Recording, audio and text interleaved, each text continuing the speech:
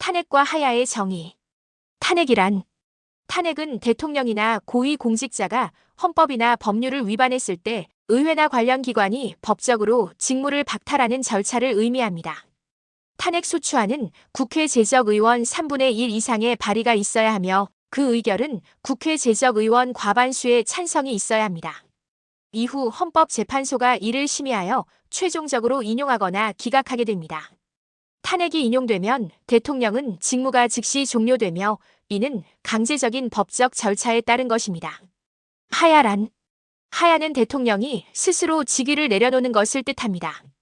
법적 강제력이 없는 자발적 사퇴로 주로 정치적 압박이나 국민 여론에 의해 이루어집니다.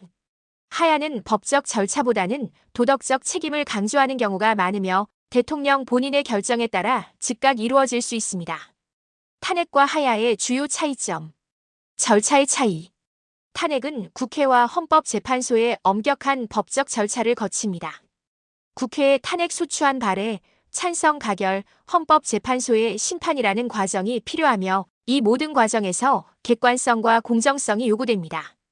반면 하야는 대통령의 자발적인 결정으로 이루어지며 별도의 법적 절차가 필요하지 않습니다. 권력 이양 방식의 차이. 탄핵이 인용되면 헌법에 따라 권력이 자동으로 이양됩니다. 예를 들어 대통령이 탄핵되면 국무총리가 직무를 대행하며 헌법에 명시된 절차에 따라 안정적으로 권력이 이어집니다. 반면 하야는 사퇴 시점과 상황에 따라 정치적 혼란이나 권력 공백이 발생할 가능성이 있습니다. 새로운 대통령 선출을 위한 선거가 필요한 경우도 있습니다. 책임의 차이. 탄핵은 헌법 위반, 직권 남용, 부패 등 법적인 책임이 확실히 밝혀져야 가능합니다. 이로 인해 강제성과 공정성이 강조됩니다. 반면 하야는 법적 책임보다는 도덕적, 정치적 책임을 중시합니다. 국민 여론의 압박이나 정치적 비난이 클 때 대통령이 스스로 책임지고 물러나는 선택을 하는 경우입니다. 사례를 통한 이해.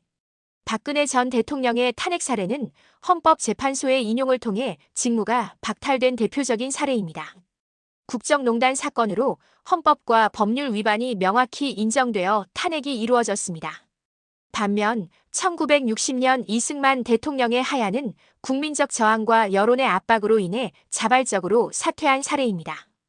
헌법적 강제는 없었지만 정치적 책임을 강조하며 스스로 물러났습니다. 대통령 임기 종료 후 대우와 영향.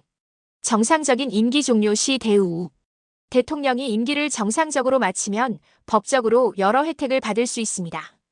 재직 당시 연봉의 70%인 한 달 1,200만 원 정도의 연금을 평생 지급받고 사무실과 비서관 3명, 운전기사 1명을 둘 수 있습니다. 사무실 운영비와 병원비 등도 지원받습니다. 또한 경호와 의전 혜택이 제공되며 국가 행사에 초대되는 등의 예우를 받습니다. 탄핵 시 대우. 탄핵으로 임기를 마친 대통령은 대부분의 혜택이 박탈됩니다. 연금, 경호, 사무실, 보좌관 등의 지원이 중단되며 사회적 지위와 공적 예우도 사라지게 됩니다. 박근혜 전 대통령의 사례에서도 볼 수 있듯이 탄핵된 대통령은 전직 대통령으로서의 혜택을 받지 못하며 형사처벌 및 민사 책임까지 발생할 수 있습니다. 하야 시 대우. 하야한 대통령의 경우 상황에 따라 차이가 있지만 일반적으로 전직 대통령으로서의 대우는 유지됩니다. 이승만 전 대통령의 하야 사례에서도 예우가 크게 박탈되지 않았습니다. 그러나 정치적 여론과 도덕적 비난에 따라 평가는 달라질 수 있습니다. 탄핵과 하야의 정치적 영향. 탄핵은 법적 절차를 통해 이루어지기 때문에 정당성과 공정성을 강조합니다. 그러나 탄핵 과정에서 정치적 갈등과 사회적 분열이 심화될 가능성이 있습니다. 반면 하야는 자발적 결정으로 이루어지지만 권력 공백이나 정치적 혼란이 발생할 가능성이 높습니다.